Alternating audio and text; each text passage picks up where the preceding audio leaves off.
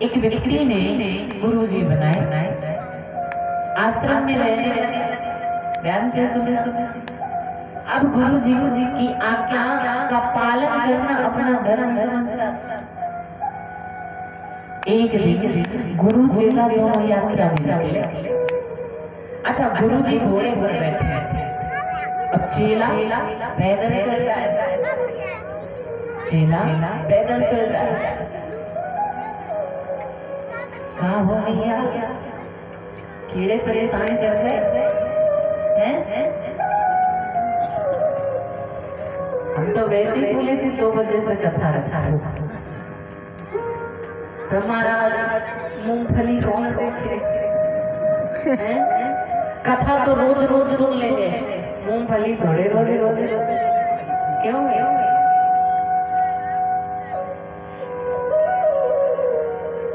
ये तो केवल छोटा सा हास्य था, किंतु आपके भाव और आपकी आस्था को देखकर मन प्रसन्न हो जाता है। आप सबके हृदय में भगवान के प्रति इतना प्रेम कि दिन भर के कार्य से निवृत्त होने के बाद सारी थकान को भूल करके आप सभी जगत जननी जगदम्बा के दरबार में कथा श्रवणार्थ एकत्र होते हो। यही प्रकट हो जाता है कि आप सभी भगवत प्रेमी। तो गुरु जी घोड़े पर बैठे हैं और चेला पैदल चल बोला करो नहीं यार। फिर हमको लगता है आप सुन नहीं रही हो, एक आदमी आता है सो ही गई हो, पता चले बीच में चेला पैदल चल रहा है। अच्छा, हुआ कि चलते चलते गुरु जी का कुछ सामान घोड़े से ऊपर से नीचे गिर गया। चेले ने देख लिया। अब जब शाम के समय गुरुजी आश्रम में अपना आसन लगा के बैठे तो चेले ने कहा, गुरुजी आज घोड़े में आप यात्रा कर रहे थे तो आपकी एक सामग्री नीचे गिर गई। गुरुजी ने कहा, तो मूर्ख उठाना चाहिए था, अब वो नीचे गिर गया तो उठा के क्यों नहीं लाया? बोले, गुरुजी आप तो जानते हो, अरे आपकी आज्ञा के बिना तो मैं सांस भी ना तो सामान कैसे उठा लूं?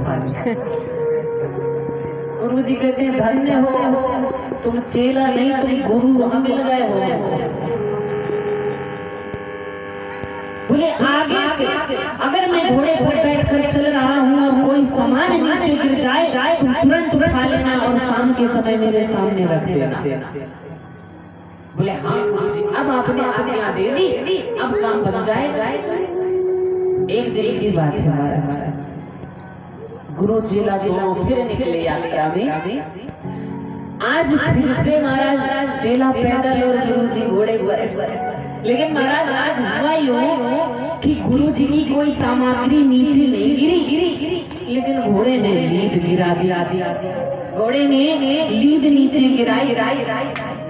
चेले ने सोचा, गुरु जी ने कहा तो कुछ भी नीचे गिरे तुरंत उठा ले। कपड़ा निकाला, लीद उठाई, कपड़े में बांध लिया, पोटली बना के रखे। शाम के समय गुरु जी जब बैठे अपनी झोली माला लेके संध्या वंदन करने, बोले, गुरुदेव।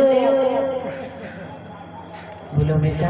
बोले, आज गुरुदेव फिर से कुछ नीचे गिरा था, लेकिन आज मैं सामान उठा के लाया हूँ क्योंकि आपने कहा तो कुछ भी गिरे उठा ले। बोले, अच्छा लाओ हमारे सामने रख दो। चेले ने घोड़े की लीद महाराज सामने पोटली खोल के रख दी। अरे मूर्ख क्या लगा, हटा इसके सामने से।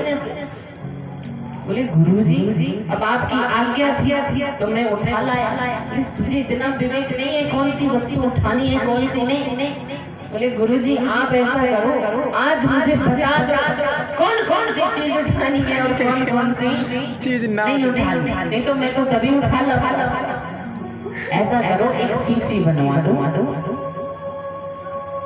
गुरुजी ने कहा, बोले, माला गिर जाए तो उठा लिया, हमारी झोली गिर जाए तो उठा लिया, आसनी गिर जाए उठा लिया, गमछा गिर जाए उठा लिया, पंच पात्र गिरे उठा लिया। ऐसे उन्होंने काफी सामग्री लिखवा दी। बोले, इन सारी चीजों में से कोई भी चीज गिरे उठा ले, व्यर्थ चीजें मत उठाना, इनके अलावा कुछ गिरे उठाना नहीं। ठीक है गुरुदेव। एक दिन महाराज गुना दोनों यात्रा में निकले और महाराज मौसम बिगड़ गया। महाराज जी जोरों की आंधी आई और भयंकर गर्जना के साथ वर्षा आरंभ हो गई। और जंगल के मार्ग से दोनों गुरु चेला जा रहे और उस मार्ग में बड़े बड़े गड्ढे थे। तो बादल की गर्जना को सुनकर घोड़ा उछल पड़ा। तो गुरुजी मुंह के बल सामने गड्ढे में घुस गए और जो सामान था गुरुजी का वो इधर उधर फैल गया, बिखर गया। तो गुरुजी जब अंदर गए गड्ढे के तो मूर्छित हो गए, बेहोश हो गए। अब चेला तो नीचे ही था तो होश में था। चेला गया गुरुजी के पास, देखा चेले ने देखा गुरुजी मुंह के बल अंदर पड़े। तो गुरुजी के पास जो वो सूची पड़ी थी, वो लिस्ट जिसमें सामान लिखा था कौन कौन सा सामान होता, गुरुजी को नहीं उठाया, वो लिस्ट उठाई। अच्छा, वो सूची निकाल करके पढ़ने लगा, क्या उठाना है?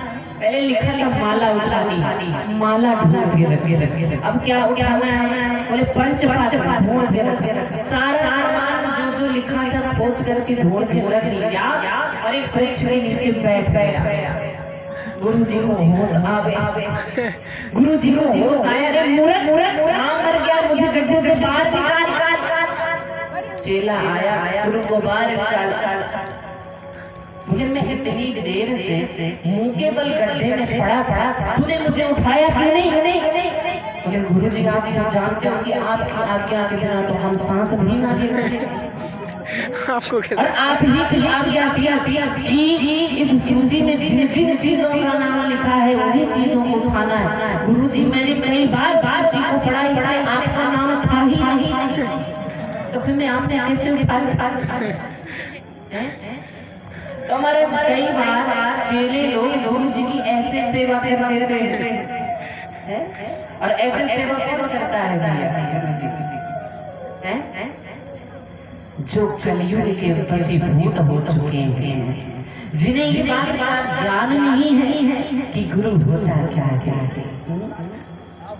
गुरु हमारे जीवन को सद्मार्ग प्रदान करने वाला होता है, हमारा मार्गदर्शन करने वाला होता है। अगर गुरु का वचन मुख से निकल जाए तो फिर भले ही हमारे प्राण चले जाएं, लेकिन गुरु के वचनों की अवज्ञा नहीं करनी चाहिए।